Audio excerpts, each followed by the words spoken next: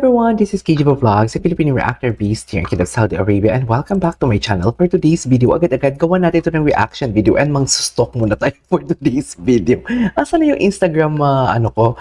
Magsustok muna tayo ng kung ano ang merong chika kay Catherine and Alden. Kasi si Alden, may mga stories na si Alden, pero si Kat wala pa din. At alam mo kahapon, ginagawa ko kasi ang video ko kahapon, umaga dito sa Saudi Arabia, like mga 7 o'clock in the morning. Tapos dyan sa Pilipinas, alas 12. Alam mo, totoo yun. Ayoko lang kasi magtanong kung ano ang nangyayari for today's video. Kasi, yun na nga, ang pinapangalagaan natin is the privacy. Huwag na tayong manghimasok. Pero, totoo yun na parang Mami Min followed Mark Alcala. And then, nakita ko yon ng gabi. And then, nakita ko talaga, chinek ko talaga sa dalawang mata ko, nakita ko talaga. And then, right after that, nang kinabukasan na, nang nakikita ko na yung mga comments na naka-unfollow na daw, chinek ko, naka-unfollow na nga. Bakit kaya? Bakit kaya in-unfollow? Na-bash pa? Wala kasi akong idea kung na-bash and everything eh. Pero yun na nga, na-explain ko na din kung pinalo man or kung hindi man pinalo, mga ganun. It's kanya-kanya na lang natin yun ng mga opinion or paniniwalaan. Pero, na-curious lang ako, bakit may pa-follow and unfollowed na naganap? Yun lang talaga. Kasi alam mo bakit? Kung boyfriend man talaga ni Kath, si Mayor Mark Alcala, wala na yan eh. Knowing Kath, kung makipagrelasyon siya, matagal talaga, diba? So basically, matagal yan. Matagal talaga yan. Kung magkarelasyon nga, diba? Eh, hindi nga. Charis. Hindi nga. Hindi talaga. Ang tanong ko lang talaga ngayon, nag-worry lang ako. Kasi bakit may pag-unfollow? Pero kung boyfriend man talaga siya ni Kat, I doubt na kahit pinabash si Kat, i-unfollow ni Mami Min. I doubt. Kasi magsasama na yan sila. Matagal yan silang magsasama kung boyfriend man ni Kat. So, hindi nga. Siguro, maybe ito lang yung analysis ko Ang analysis ko, in-unfollow ni Mami Min si Mark Alcala. Aside from, baka nag-meet lang sila once and everything, and then baka invited sa party. Charis! May party pa naganap, hindi pwedeng madulas. Charis! Yun, invited sa party. Ganon. Charis! Hindi assuming lang, di ba? Assuming lang na baka invited sa party. Tapos, pinalo, tapos, syempre, pa-follow niya kasi parang wala namang mali siya yan eh, di ba? Pero yun na nga, nagkaroon ng mali siya nang binabash na si Kat or baka binabash din si Mami Min. So, parang, you know what I mean? Parang, siguro iniwasan na lang ni Mami Min na magkagulo and everything kaya siguro in-unfollow. What do you think? Wala talaga akong wala akong, how do you say this? Ayokong magtanong kasi parang I am invading their privacy na. Pero kasi dun pa din ako sa pinanghawakan ko na kung ano yung alam ko, kung ano yung sinabi sa akin at kung ano yung nakikita ng sinabi sa akin. 'Di ba? Basta ayoko nang madulas. Charis. Sabihin ko sana may mga ano pa nga eh. Charis. Pero hindi pwedeng madulas for today's video. Basta ako panatag ako, kaya kalmado ako, panatag ako. Wag naman sanang i-bash ninyo kung ano man ang nangyayari, 'di ba? Anyways, stock natin to kung ano yung mga bago kay Alden and napanood ko kahapon. Merong si Alden na interview, puno siya ng words of wisdom. Pero sige, stock muna natin yung Instagram. Eto na, stock na natin to. Anong meron? Wala pa din siyang post, no? Tingnan natin to. Ito kahapon to. Ay, kagabi. Kagabi to, dinner with Boss Alden. Ay, sasakyan niya yan. Ganda, ha? You cannot be fruitful. Wait. You cannot be fruitful unless you remain in me. Yes, I am the vine. You are the branches. Those who remain in me and in them will produce much fruits. From apart from me, you can do nothing. Oh, you can do nothing. Talaga ba? Ano to? Anong meron dito? Ay, ano to? Bagong business si Alden. Ang gwapo talaga ni Tisoy. Ang gwapo niya talaga. Check na natin to.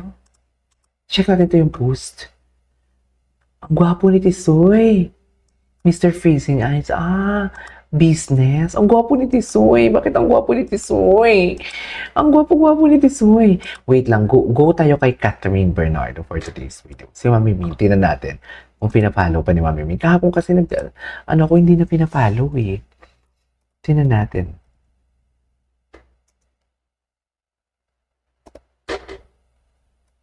Wala na. Walang pinapollow. May pinapollow. Hindi na. Tinanggal na nga talaga. Bakit kaya? Ano kaya chismis? I need to know. Chas! I need to know. Ay, wala pa din post si Kat. Anyways, doon tayo sa TikTok compilation nila ng Kat din. Baka may mahanap tayo. Ay, ito. Tingnan natin to. Now being bashed. Oo. Ito. True. Na-bash pala talaga si Kat. And she's now being bashed by people na saying na bakit si Mark Alcala? Oo. Bakit ganito? Ganyan ka talaga natuto.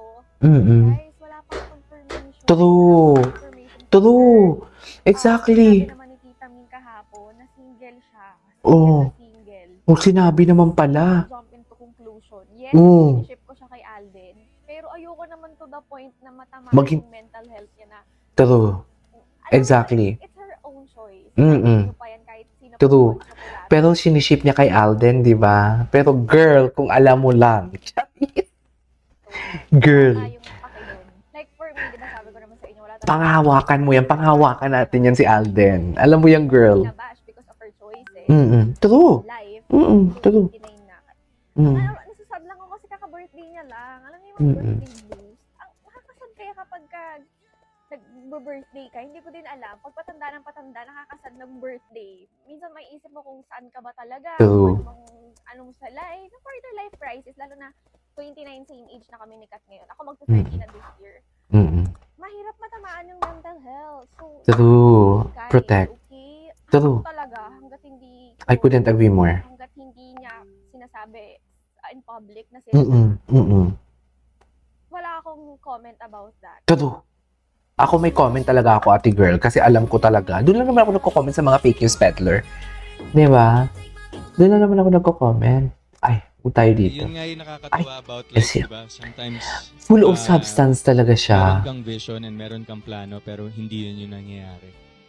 Doon mo gustong pumunta, doon mo gusto ang ending, pero hindi yun yung nangyayari. Because, sa buhay naman natin, and in every day that we live, and in every day that we breathe, and in everything that we are experiencing in life right now, may it be good or bad, one way or another, we deserve it.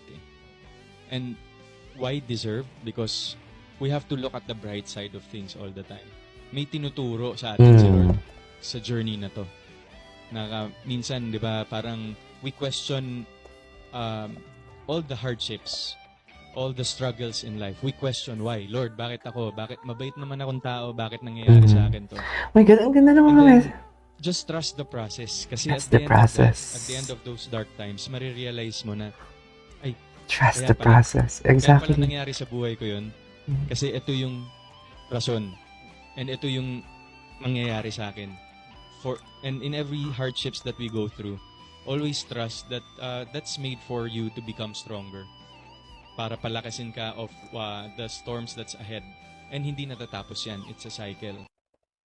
True. Kasi sa isang nanay na may sinasabi ka na hindi ka pinakikinggan. Oh. Ngayon, ina-accept ko na lang, o sige na nga, matanda ka na. Ikaw na mag-decision by your own. Pero, sana isipin mo 100 times. 100 times kung sino man yan, kung ano man yan. 100 times mong isipin kasi mahirap magkamali. Tama. Especially sa stature niya ngayon, marami nag-iintay na magkamali siya. True. True. Marami. Ay, may naliligaw. Siyempre naman, ang pangit ba naman na anak ko kung wala maliligaw, Saka di single ba? lang siya. Yeah, oo. Tingin mo. Sikat, In her 30s, no? Single siya. Sabi niya last year, siguro mga 33. Tapos padasog ng padasog. Isang araw narinig ko nga 34 daw. 34. Pero sabi ko sa kanya, kasi may expiration ng babae, hindi katulad ng lalaki. Mm. Made love together, Ay, ito na talaga siya. Basta may nanliligaw. Ang ganda ng smile ni Mami Min doon. Ay! So based na nalalaman ko, kung connect ko doon sa may manliligaw, okay, akala ko nagpaparamdam lang. Iba kasi nagpaparamdam sa nanliligaw eh. Di ba? Alam ko kasi nagpaparamdam lang. Charis! Ay, cat them. Di ba? Imposibleng hindi siya linigawan ni Alden. Ay! Eme. Eh, sino pa ba manliligaw? After all, ng ganyan? Hello? Diba? After all ng mga sweets and everything. Ano to? Bakit? Ayun o, diba?